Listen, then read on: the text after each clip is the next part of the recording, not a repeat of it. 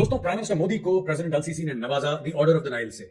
Order of the Nile Egypt का सबसे बड़ा सिविलियन ऑनर है, जैसे कि भारत में भारत रत्न होता है। वैसे मैं आपको बताता चलूं कि प्रधानमंत्री मोदी जी को ये 13वां ऐसा पुरस्कार है जो मिला है, 13 ऐसा प्राइज या 13वां ऐसा एजाज, 13वीं ऐसी इज्जत, हाईएस्ट सिविलियन ऑनर। आप जो भी वर्ड यूज करना चाहें, जो भी शब्द इस्तेमाल करना चाहें कर सकते हैं। This is the 13th। Saudi Arabia, UAE, Bahrain, सब कोई इनको ऐसे ऐसे अवार्ड्स दे चुके हैं। तो ये बहुत बड़ी बात है। इजिप्ट ने ये रिकॉग्नाइज करा है कि भारत जो है और भारत की जो लीडरशिप है, which is Prime Minister Modi and the people under him who run this entire nation, ये इजिप्ट के लिए बड़ी फायदेमंद है और इजिप्ट की दोस्ती भारत के लिए बड़ी फायदेमंद है। अब मैं आपको एक दो बातें बताता हूं दोस्तों। प्राइम मिनिस्टर मोदी के बारे में एक चीज है जो मुझे बड़ी अच्छी लगती है। क्या है कि जब भी जाते हैं ना, जिस भी देश में जाते हैं, ये कॉमनैलिटीज की बात करते हैं, कॉन्ग्रुएंस की बात करते हैं, यानी कि आपके हमारे जो मतभेद हैं उसके बारे में हम बाद में बात करेंगे, लेकिन आपके और हमारे बीच में जो समानताएं हैं, चलिए हम उसके बारे में बात करते हैं। तो ये बड़ा एक पॉजिटिव माइंडसेट है। आप जैसे इजिप्ट गए, ठीक है, इजिप्ट में इन्होंने बात करी कि हम दोनों एक बहुत पुरातन काल से चली आ रही संस्कृतियां हैं दोनों में। दोनों भारत हजारों दर हजारों साल पुराना, इजिप्ट हजारों दर हजारों साल पुराना, हमारा इंडस वैली सिविलाइजेशन, राइट, उनका नाइल सिविलाइजेशन। तो ये कॉमनैलिटी है। दूसरी बात यह है कि उन्होंने जैसे बात करी ट्रेड की, तो सुएज कैनाल की जो कॉरिडोर है, खास एक एरिया बन रहा है उनका, उस एरिया में जैसा मैंने कल भी बताया था, वहां पे भारत के लोग जाके निवेश करेंगे, भारत के लोग इन्वेस्ट करेंगे वहां पे। भारत की जो ट्रेड इजिप्ट के साथ है 7-8 अरब डॉलर है, ये 15 अरब 20 अरब डॉलर की बात करने को कही है कुछ सालों में। 12-15-20 बिलियन डॉलर्स तक ये लोग कह रहे हैं कि आगे बढ़ाएंगे ट्रेड, यानी कि और इसके और हम लोग इसको आगे बढ़ाएंगे ट्रेड को।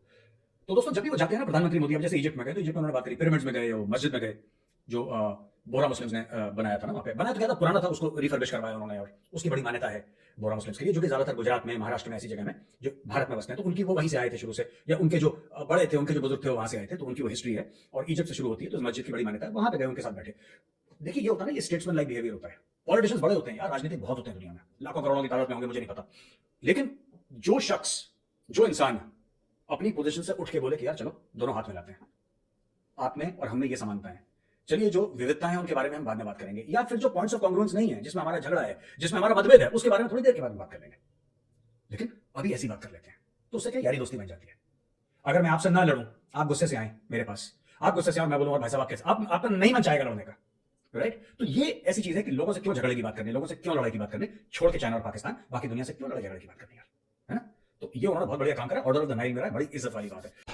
अब आते हैं पाकिस्तान पे, आपका फेवरेट टॉपिक। अच्छा, मुझे बड़ी डांट वाट पड़ रही है कुछ दिनों से, लोग कहते हैं साहब ये क्या है, आप कभी रशिया चले गए, कभी अमेरिका चले गए, कभी इजिप्ट की बात करते हैं, पाकिस्तान के बिना दिल नहीं लगता है। अब इंडिया वाले भी है करने लगे पाकिस्तान के पीछे, इतना मिस कर रहे हैं, कह रहे हैं कि पाकिस्तान के बिना दिल नहीं लगता है। तो मैंने बोला चलो दिल लगा देता हूं आपका, ठीक है जी। अच्छा, हुआ ये कि जॉइंट स्टेटमेंट हुआ ना इंडिया और यूएस का, और उसमें साफ तौर पे दोनों देशों ने बोला यार पाकिस्तान अपनी हरकतों से बाज आओ तुम, और ये जो लश्कर तैयबा है, ये जो जैश मोहम्मद है, इन सबको तुम अंदर बंदर करो, ये क्रॉस बॉर्डर टेररिज्म सपोर्ट करना बंद करो। एक जॉइंट स्टेटमेंट है। जॉइंट स्टेटमेंट बहुत बड़ी बात है, खासतौर से जब एक पार्टी इंडिया और दूसरी party United states of America हो, तो पाकिस्तानी बड़े रोने लगे। ये देखिए इमरान खान का स्टेटमेंट। इमरान खान कहता है कि आपने पाकिस्तान को, वो अपनी सरकार के ऊपर तनकीद कर रहा है, अपनी सरकार के ऊपर, यानी कि खुद पाकिस्तान की गवर्नमेंट के ऊपर वो उंगली उठा रहा है और कह रहा है यार तुम लोगों ने तो हमें सिर्फ एक स्टेट स्पॉन्सर ऑफ टेररिज्म, यानी कि जो स्पॉन्सर करते हैं आतंकवाद को, तुमने तो वो बना के रख दिया, हमारी तो औकात ही नहीं है। अच्छा, शाह महमूद कुरैशी, ये बाल वाल काटता है, ये पीर है ना, तो बाल काटने के 10-20 रुपए लेता है। ये पीर है बहुत बड़ा, वहां का मुल्तान में पीर है, ये बाबा नहीं होते जो, ये बाबा टाइप का है। इसका तो मन भी नहीं था फॉरेन मिनिस्टर बनने का, ये चाह रहा था कि मैं प्राइम मिनिस्टर बनूं या पंजाब का चीफ मिनिस्टर। इसका फॉरेन मिनिस्टर में मन नहीं था, बेचारे को घसीट के बना दिया, ये रोता रहा वहां पे। खैर नहीं, ये भी कहता है यार कि क्या तुम लोग क्या कर रहे हो यार, ये तो बिल्कुल डिप्लोमेटिक नॉर्म्स के खिलाफ है, ये तो पॉलिटिकल स्टेटमेंट है, ये तो ये है वो है, ये ऐसे डिप्लोमेटिक लैंग्वेज, ठीक है। ये डिप्लोमेसी की बात कर रहा है शाह महमूद कुरैशी, जिसने पाकिस्तान की डिप्लोमेसी के लिए कुछ नहीं करा, ठीक है, जिसने खुद कुछ भी नहीं करा पाकिस्तान की डिप्लोमेसी के लिए, शाह महमूद कुरैशी। और अभी जो है बिल्लो रानी भी कुछ नहीं कर रहा। पहले वाला भी बकवास कर रहा था, आज वाला भी बकवास कर रहा है, इसलिए पाकिस्तान का बेड़ा गर्क है।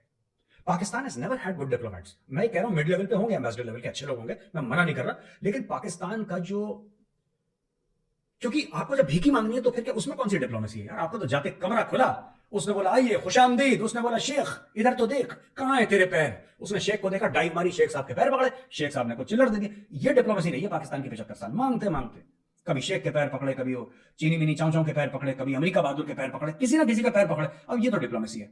और बीच बीच में जब थोड़ी सी सांस ले लेते हैं ये लोग, थोड़ी सी सांस आ जाती है, पैसा आ जाता है, कश्मीर कश्मीर कश्मीर, फिलिस्तीन फिलिस्तीन, और इनका कुछ नहीं है। देखो ऊपर वाला माला खाली है, कुछ नॉलेज नहीं है। शाह महमूद कुरैशी ने भी भंड मार दिया बहुत सॉलिड, ठीक है जी। अब शाह महमूद कुरैशी ने जो भंड मारा है दोस्तों, और इमरान खान ने जो भंड मारा है, उसका कारण क्या है।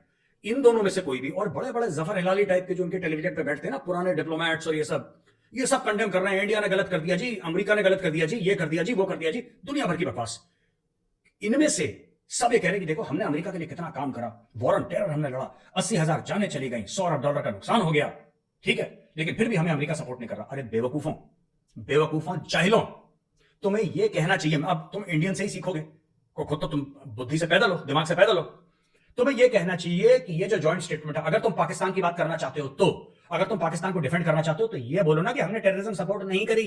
ये बोलो कि हमने कोई टेररिज्म सपोर्ट नहीं करी, ये जॉइंट स्टेटमेंट गलत है, हमने तो करा ही नहीं है सब कुछ। ये कोई नहीं कह रहा, कोई पाकिस्तानी ये नहीं कह रहा कि हमने टेररिज्म सपोर्ट नहीं करी। जफर हिलाली भी नहीं कह रहा हमने टेररिज्म सपोर्ट नहीं करी। सब ये कह रहे हैं कि जी हमने तो अमेरिका के लिए इतना कुछ कर दिया था, लेकिन अमेरिका ने हमारे लिए कुछ नहीं करा, अमेरिका एहसान फरामोश था। ये सब गाना गा रहे हैं अपनी लाहौरी में लोग। कोई ये नहीं मना कर रहा, सब कह रहे हैं हाँ ठीक है, हम दहशतगर्द हैं, हम आतंकवादी हैं, लेकिन तुम कहो मत।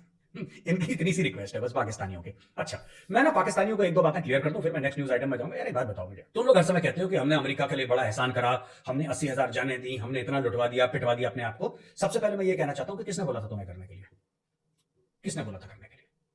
दोस्तों मैं आपको बताता हूं पाकिस्तान ने क्यों करा। जो पाकिस्तान अमेरिका को दोष दे रहा है ना, अमेरिका के ऊपर उंगली उठा रहा है, तनकीद कर रहा है, ये नहीं बनता है पाकिस्तान का करना, क्योंकि पाकिस्तानियों ने अपने बच्चों को झूठ बोला है। और ये ऐसी कौम है जो 4 पुश्तों से अपने बच्चों को झूठ बोलती आ रही है, तभी वहां पे शेख रशीद जैसे पैदा होते हैं अब नॉर्मल लोग।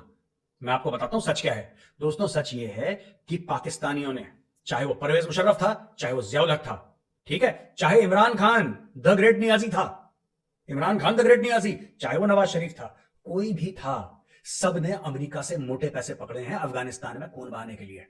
आ गई बात समझ में? अब दोस्तों मैं आपको एक एग्जांपल देता हूं, एक उदाहरण देता हूं, ठीक है। फर्ज कीजिए आप अपनी फैमिली के साथ रेस्टोरेंट में गए, आपने खाना ऑर्डर करा, वेटर ने आपका ऑर्डर लिया और आपने खाना ऑर्डर कर दिया। वेटर खाना लेकर आया, आपने खाना खाया, आपको मजा आया, वो बिल लेकर आया, आपने बिल दे दी, टिप दे दिया आपने, उसको पूरा बिल चुका दिया आपने, ठीक है ना, सब कुछ हो गया, आप वहां से चले गए। ऑलराइट, अगले दिन आप बाजार में टहल रहे हैं, आपको वही वेटर सामने से आता है, कहता है देखो मैंने कल तुम्हें खाना खिलाया था ना रेस्टोरेंट पे, खिलाया था ना खाना? हाँ खिलाया था, याद है मुझे, आप वेटर थे, आपने खाना खिलाया था, एहसान मानो मेरा, एहसान मानो मेरा कि मैंने तुम्हें खाना खिलाया। आप क्या करेंगे? आप वेटर से बोलेंगे तू बेवकूफ है, इसमें एहसान वाली क्या बात है, तूने मुझे मेन्यू दिया कि मैं ये सर्विस प्रोवाइड करता हूं, खाना प्रोवाइड करता हूं, उसमें दाम लिखा था, मैंने तेरा पूरा बिल चुकाया, मैंने तेरे को 500,000 रुपए ऊपर से टिप दिया, इसमें एहसान क्या?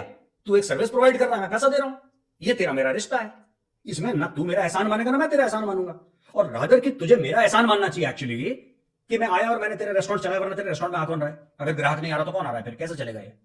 तो ये पाकिस्तानियों की बड़ी गलतफहमी है कि हमारे साथ धोखा हुआ है, हमारे साथ दगा हुआ है, हमारे साथ, क्योंकि खुद धोखेबाज, खुद गद्दार है ना, तो इनको ऐसा लगता है कि सभी धोखेबाजी कर रहे हैं। भाई अमेरिका आया, अमेरिका ने बोला कि भाई ये, अच्छा ये प्रपोजल कौन लेकर गया था? अमेरिका के दिमाग में बात नहीं आई थी, ये जियाउल हक लेकर गया था प्रपोजल कि भाईजान भाईजान मैं आपका काम करूंगा, पैसे दो मैं करूंगा। वहां से इनका शुरू हुआ ये सब रूस के खिलाफ। फिर जब 9/11 हुआ, फिर परवेज मुशर्रफ का फोन आया कि इधर यू आर विद अस और against us and we will send you back to the stone age. Dictator आदमी था, पैर कांपने लगे, कांपे टांगने लगी, जैसे पाकिस्तानी कहते हैं ना, उल्टा कांपे टांग रही थी उसकी, तो उसकी कांपे टांगने लगी। अब कांपे टांगने लगी तो उसने बोला जी जनाब, मोटे पैसे लिए अमेरिका से, वॉर ऑन टेरर लड़वाया, अफगानों को मरवाया, अफगानों को कटवाया, उनके बच्चे मरवाए पाकिस्तानियों ने, अपने कंट्री में, अपने मुल्क में ड्रोन के बेसिस दिए, फाइटर एयरक्राफ्ट के बेसिस दिए कि जाओ अफगान घरों में बम डालो। अमेरिका ने मारा, तालिबान भी मारे, इस्लामिक स्टेट वाले भी मारे, अलकायदा वाले भी मारे, लेकिन ज्यादातर जो मरे वो इनोसेंट सिविलियंस थे। पाकिस्तानियों ने पैसा लेके अपने ट्राइबल एरियाज में मरवा दिया लोगों को, खैबर पख्तूनख्वा में मरवा दिया, बलूचिस्तान के एरियाज में मरवा दिया, नॉर्थ और साउथ वजीरिस्तान में तो उन्होंने बस thank you tata bye bye करवा दिया अपने पूरे गांव के गांव का, और पैसे ले लिए अपने लोगों को मरवाने के लिए। आज वही पाकिस्तानी ये कह रहे हैं मैं तो गलत किया यार, हैं ये तो गलत हो गया यार, ये बड़ा जुल्म हो गया यार। क्यों क्यों पाकिस्तानियों, पैसे नहीं लिए थे तुमने? पैसे लेते वक्त मुंह से लाट टपक रही थी, लाओ जी लाओ डॉलर लाओ, अब रो रहे हो और विक्टिम कार्ड प्ले कर रहे हो, हैं? Very wrong. अच्छा दोस्तों एक छोटी सी क्लिप आपको दिखानी है। यहाँ मैंने द चाणक्य डायलॉग्स में बोला था जरदारी साहब ने भंड मार दिया बहुत बड़ा। आसिफ अली जरदारी, आई थिंक इस महीने की 8 तारीख को something like that, Asif Ali Zardari का ये बयान आया था 7 तारीख को कि मैं पाकिस्तान का जो फॉरेन एक्सचेंज रिजर्व है 4 बिलियन से मैं 100 बिलियन ले जाऊंगा, क्योंकि मैंने जेल में किताबें पढ़ी हैं। ठीक है, आप ये देखिए छोटा सा क्लिप, मैंने क्या बोला और फिर जरदारी क्या बोल रहा है, फिर गुप्ता जी से मांगा, फिर वर्मा जी से मांगा, इस तरीके से मिला मुलू के पाकिस्तान के पास 4 अरब डॉलर आ गए। ठीक है, अब पाकिस्तान को बड़ा फक्र है, इस पर बड़ा गर्व है यार, हमारे पास 4 अरब डॉलर है, और भी होने चाहिए। तो आसिफ अली जरदारी चुप कैसे रह सकते थे? ये आदमी इतना बड़ा सांप है, मैं आपको बताता हूं। आसिफ अली जरदारी चुप था। ये पूरी जब मार पड़ रही थी ना इमरान खान को, इमरान खान के फॉलोअर्स को, अभी भी पड़ रही है, आसिफ अली जरदारी चुप, बिल्लो चुप, बिल्लो भारत को, मोदी जी को, दुनिया भर में कश्मीर कश्मीर ये सब, लेकिन बाकी मामलों में चुप। अब बिल से निकल के आया है। देखिए मैं आपको बताता हूं इसके पीछे चक्कर क्या, इसने बोला क्या। इसने बिल्लो के बाप ने ये बोला कि भाई मैं जब जेल में था ना, ये काफी टाइम से जेल में था, ये मतलब 8-10 साल रहा जेल में कुछ ऐसी। तो जब ये जेल में था तब कहता है कि मैंने अर्थशास्त्र के ऊपर, इकोनॉमी के ऊपर बड़ी किताबें पढ़ी हैं यार, बड़ी किताबें पढ़ी मैंने इकोनॉमी के ऊपर, और मैंने इतनी किताबें पढ़ी इकोनॉमी के ऊपर, इतना ज्यादा मैंने पढ़ लिया कि मैं एक्सपर्ट हो गया। मेरे पास आइडिया है कि पाकिस्तान के जो फॉरेन एक्सचेंज रिजर्व्स हैं, जो 4 अरब डॉलर के हैं इस वक्त, उसको 100 अरब पे कैसे ले जाना है, 4 अरब से 100 अरब कैसे ले जाना है, ठीक है। और क्योंकि मैं जेल में था और मैंने किताबें पढ़ ली जेल में। अगर ऐसे ही अर्थशास्त्री पैदा होने लगे दुनिया में तो फिर सभी जेल जाओ कुछ कुछ वक्त के लिए, पढ़ो और आसिफ अली जरदारी बन के निकलो। इस आदमी ने क्या करा मैं बता रहा हूं, ये खेल क्या खेल रहा है। आपको हंसी आ रही होगी कि यार कहां 4 अरब कहां 100 अरब, और एक ड्रामा क्या कर रहा है। ड्रामा नहीं है, बहुत चतुर लोमड़ी है ये। I was astonished to hear. आजकल lately I started watching TikTok, तो उसमें एक इंडियन जर्नलिस्ट फरमा रहे थे, आई नो हिज रॉ agent, is a major from the army, then into journalism, so one knows where they're coming from. I'm a politician too. So इस fund मारा है जरदारी साहब ने $100 बिलियन का के, तो ये फंड नहीं है, ये हकीकत है। इंशाल्लाह होगा और आप करेंगे, हमारी सिर्फ आपके साथ दुआएं भी होंगी। देखा आपने दोस्तों, आसिफ अली जरदारी मुझे ट्रोल कर रहा है, पाकिस्तान का प्रेसिडेंट, फॉर्मर प्रेसिडेंट मुझे ट्रोल कर रहा है कि मेजर है, ये ऐसे ही है, ये रॉ का एजेंट है, ये ऐसा है वैसा है, मैं पॉलिटिशियन हूं, मैं सब जानता हूं। और फिर अपने लोगों को क्या चूरन दे रहा है वो, अपने लोगों को यह चूरन दे रहा है कि भाई तुम मेहनत करो। अच्छा पहले क्या बोल रहा था कि मैं बना के दूंगा तुम्हें 4 अरब से 100 अरब, फिर अपने लोगों को यह चूरन, तुम मेहनत करो मैं दुआ करूंगा, तुम मेहनत करो मैं दुआ करूंगा। ओ भाई तू मेहनत कर, तूने वादा करा है, तूने वादा करा, तू मेहनत कर, बना 100 अरब। ओ भाई इसी का बेटा तो है बिल्लो, ये तो सरकार का हिस्सा है, किस चीज का इंतजार कर रहा है आसिफ अली जरदारी, किस चीज का इंतजार कर रहा है, इसकी सरकार तो है, कर ना। किसने रोका, इमरान खान की सरकार है इस वक्त। क्या इमरान खान वजीर आजम है पाकिस्तान का? अगर इमरान खान नहीं है पाकिस्तान का वजीर आजम इस वक्त, और इस वक्त तुम्हारा बेटा बिल्लो फॉरेन मिनिस्टर है, और तुम्हारा ही जो कोलैबोरेटर है तुम्हारे साथ है, तुम्हारे साथ जिसने हाथ मिलाया है, कोलैबोरेटर नेगेटिव वर्ड है इसलिए मैं बोल रहा हूं कोलैबोरेटर, ठीक है ना, ये तुम्हारा शहबाज शरीफ, ये तो तुम्हारा पॉलिटिकल फ्रेंड है, क्यों नहीं करते, करो ना। किसने रोका है तुम्हें? नहीं साहब, जिस दिन मैं प्राइम मिनिस्टर बनूंगा, जिस दिन मेरी एब्सोल्यूट मेजॉरिटी आएगी, जिस दिन फौज मेरे कदमों पे गिरेगी, जिस दिन मुझे अनब्रिटेड पावर मेरे पास होगा, उस दिन मैं सोचूंगा क्या करना है, क्योंकि मैंने जेल में बड़ी किताब है। ये सब ये इनकी ना भंड मारने की, मैं बता रहा हूं सारे पाकिस्तानी यही करते हैं, लीडर इनके झूठ, सबके सब झूठ, सबके सब इनके झूठ। ये पाकिस्तान का इतना बुरा हाल क्यों है मैं आपको बताता हूं, क्योंकि सबके सब सिर्फ झूठे और मक्कार नहीं है, ये 420 भी हैं, ये करप्ट भी हैं, और ये अपने मुल्क से प्यार नहीं करते। मैं आपको सच बात बता रहा हूं, आप बोलेंगे मेजर साहब इमोशनल बात कर रहे हैं, पाकिस्तानी लीडरशिप, पाकिस्तानी अशराफिया अपने मुल्क से मोहब्बत नहीं करता। इनको मौका मिले ना, ये कल लात मार के विदेश चले जाएं सबके सब। अभी तो यहां पे इसलिए हैं क्योंकि और बटोरो पैसा, अभी चीन से लोन आएगा ना वो भी लेंगे, IMF से आएगा वो भी खाएंगे, सब लोग खाने पीने के चक्कर में। और झूठ बोल दो लोगों को बीच में ना, बीच में ऐसे ही तुक्के मारते रहो हवा में कि जब मैं बनूंगा फिर देखना मैं 4 से 100 अरब ले जाऊंगा। और मैंने पॉइंट आउट करते तो मुझे पाकिस्तान का फॉर्मर प्रेसिडेंट मुझे ट्रोल करने की कोशिश करा, वो मेजर है, वो रॉ का एजेंट है। भाई बात बताओ, मैं इंडियन हूं, ठीक है, हर एक इंडियन 140 करोड़ है इंडियन रॉ के एजेंट। और बताओ कोई दिक्कत है आपको? एनीवे छोड़ो यार इन पाकिस्तानियों को दोस्तों। तो आज के हम आते हैं कौन से सेक्शन में, आस्क मेजर। शुरू करते हैं question number 1। Abhishek Jain sir I am your दोस्त। अभिषेक भाई ये करी ना बात, ये फैन फोन नहीं पसंद मुझे यार, ये करा आई एम योर दोस्त, ये बिल्कुल ठीक है। I am a student at Delhi University, शाबाश, you are the reason I became interested in geopolitics. Thank you very much sir, thank you very much. When India surpassed China to become the next superpower, when India overtook China in April to become the world's most populous nation, observers wondered will New Delhi surpass Beijing to become the next global superpower? India's birth rate, GDP, this thing, ठीक है। अच्छा 2-3 चीजें हैं। अभिषेक जी पहली बात, आपने बोला मैं दोस्त हूं, मैं आपका हाथ जोड़ के धन्यवाद करना चाहता हूं, थैंक गॉड। मेजर को ना एक मैं बात बताऊं, सारे के सारे जो हमारे सपोर्टर्स हैं और हमारे जो वेल विशर्स हैं, आप लोग जो देख रहे हैं वीडियो, यार जब 4 लोग आपको शॉपिंग मॉल में मिलते हैं ना कि मेजर साहब सेल्फी चाहिए, ऑटोग्राफ, ये जो लोग मांग, उड़ना बहुत आसान हो जाता है यार। फिर इंसान ना दूसरे को इंसान नहीं समझता, फिर दूसरे को अपने से छोटा समझता है। मैं आपसे क्यों बोलता हूँ फैन मत बोलो, दोस्त बोलो, भाई बोलो, क्यों बोलता हूं मैं, ठीक है, आप मुझे दोस्त बोलो, भाई बोलो, फैन मत बोलो, why do I say that? अगर आप मुझे अपना मानते हो ना, अपना मानते हो, मैं भी इंसान हूं, मुझसे भी गलती हो सकती है, अगर आप अपना मानते हो ना, मुझे उड़ने मत देना कभी, मुझे जमीन से लगा कर रखना। चाणक्य फोरम और चाणक्य डायलॉग्स की तरक्की उसी में है कि हम लोग जमीन से जुड़े रहें और अपनी हैसियत में रहें, और अपने पुराने दोस्तों का ना भूलें जो हमारे साथ स्कूल में थे ना, कोई लफंडा टाइप के जितने भी स्कूल कॉलेज टाइप के, ठीक है, उनको कभी ना भूलें। क्योंकि जब आप कहते हो फैन, सेलिब्रिटी, इससे क्या होता है कि आदमी का दिमाग खराब हो जाता है। और मैंने कई का करियर देखे बर्बाद होते हुए, because they start believing this. वो विश्वास कर लेते हैं कि साहब अरे मैं तो बहुत बड़ा तुर्रम खान हूं। भाई मेजर कोई तुर्रम खान नहीं है, मैं आप ही का भाई हूं, आप ही का दोस्त हूं, आप ही के जैसा मिडिल क्लास पेरेंट्स का एक लड़का हूं, दैट्स इट, ठीक है। कमिंग टू अ क्वेश्चन, क्या इंडिया चाइना को ठोक देगा? डेफिनेटली ठोकेगा, टाइम लगेगा, लेकिन हमारी 2-3 कमियां हैं जो हमें दूर करनी पड़ेंगी। ठीक है, सबसे बड़ी बात, मोदी जी ने भी ब्यूरोक्रेसी को टाइट कर रखा है, लेकिन फिर भी चाइना की ताकत क्या है? चाइना की 2-3 ताकतें हैं, बट उसमें से जो सबसे बड़ी ताकत जो मैं समझता हूं ना, वो स्पीड है, वो गति है। चाइना के स्पीड बहुत तेज है कोई भी चीज एग्जीक्यूट करने की। अब हमारी भी स्पीड पहले से बहुत तेज हो रही है, राइट? आपने बोला कि we have become the most populous nation, लेकिन हमारा इसके बावजूद भी फायदा पता क्या चाइना से? हमारी जो मेन पॉपुलेशन की एज है वो चाइना से 10 साल छोटी है। चाइना बुढ़ों का देश हो रहा है, राइट? तो will we catch up with China अगर हमारी पॉलिसीज कंसिस्टेंट रही? ठीक है, अगर हमारी पॉलिसीज कंसिस्टेंट रही और वेस्ट डीकपल करता रहा चाइना से, I am very sure we will catch up with China, and not only catch up with China, we will beat China, I am damn sure. दोस्तों, question number 2, Pradyumna Kumar. Sir, I'm one of your regular viewers, and being a defense aspirant, I'm also following it through the beginning of Ukraine-Russia war, and still I'm unable to figure out why such highly trained, technically equipped, and professional army like Russia is failing in Ukraine, and they need Wagner Group. Also, why Russian Air Force and Navy are not looking into action. It's like 18 months of struggle, and aircraft like Su-57, Su-30, Su-35 are still not in picture. Can you please explain?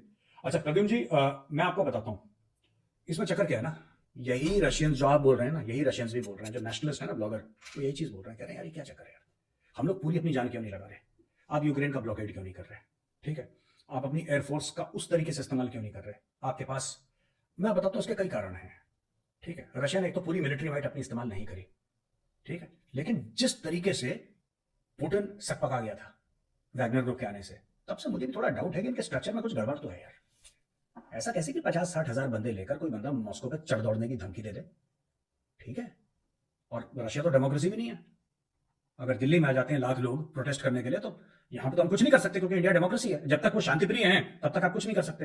पर Russia में वो लोग शांतिप्रिय नहीं है, वो तो tank वैंक लेकर आ रहे हैं यार, मोटराइज कॉलम लेकर आ रहे हैं, एंटी एयरक्राफ्ट गन लेकर आ रहे हैं, AK-47 बारूद, एंटी टैंक माइन लेकर आ रहे हैं. वो तो युद्ध की बात कर रहे हैं, तब पुतिन सकपका रहा है. मैं पुतिन की जगह होता, मैं बोलता वाइप देम आउट, कोई बेलारूस कोई नहीं जाएगा. टेल द रशियन फोर्सेस, ये लोग यहां से आ रहे हैं, ठीक है, जस्ट वाइप देम आउट, एक एक को पकड़ के निपटाओ, कहानी खत्म करो, make an example, hang them by the bloody toenails. ऐसा कैसे हो सकता है? हाउ कैन यू कम, आके तो देखो. लेकिन कुछ है यार गड़बड़. आपने जो सवाल पूछा वो गलत नहीं है, ठीक है, वो गलत नहीं, कुछ तो गड़बड़ है कि रूस इस्तेमाल नहीं कर रहा ये सब चीजें. और 1.5 साल से, लिटरली मैं कह रहा हूं आपसे, 1.5 साल से जलील हो रहा है. जलील में क्यों वर्ड यूज कर रहा हूं? इसलिए क्योंकि यूक्रेन बहुत छोटा है रूस के सामने, और 1.5 साल तक उसने रोक के रखा है. हाँ, यह बात भी है कि यूक्रेन को लेटेस्ट वेस्टर्न वेपन्स दिए जा रहे हैं, जिससे यूक्रेन ठोक रहा है. इससे क्या पता लगता है कि वेस्टर्न वेपन्स जो हैं, अमेरिकन वेपन्स हैं, they are superior to Russian weapons, right? एक तो ये भी बात इससे प्रूव होती है. दूसरी चीज, यूएस की स्पेशल फोर्सेस, सील टीम, ठीक है, green berries, delta force, SAS, Britain की जो SAS है, SBS, ये सब लोग सीक्रेटली काम कर रहे हैं यूक्रेन के अंदर, ये एडवाइस कर रहे हैं, गाइड कर रहे हैं. लेकिन फिर भी यार, स्पेशल फोर्सेस वाले तो काम है ना, उनका तो स्मॉल टीम कॉन्सेप्ट होता है उनका, छोटे छोटे 3-4-5 लोगों के टुकड़े में तो काम करते हैं SF वाले. They are not like the infantry की पहुंच गए 5000 एक साथ, 5 बटालियन पहुंच गई, ये 6000 लोग पहुंच गए, 2 ब्रिगेड, ऐसा तो होता नहीं उनके पास. तो यार ये मुझे बात थोड़ी सी हजम नहीं हुई कि क्यों रशिया ऐसा, कुछ है फंडामेंटली फ्लॉड है इनकी डॉक्ट्रिन में, कुछ तो है.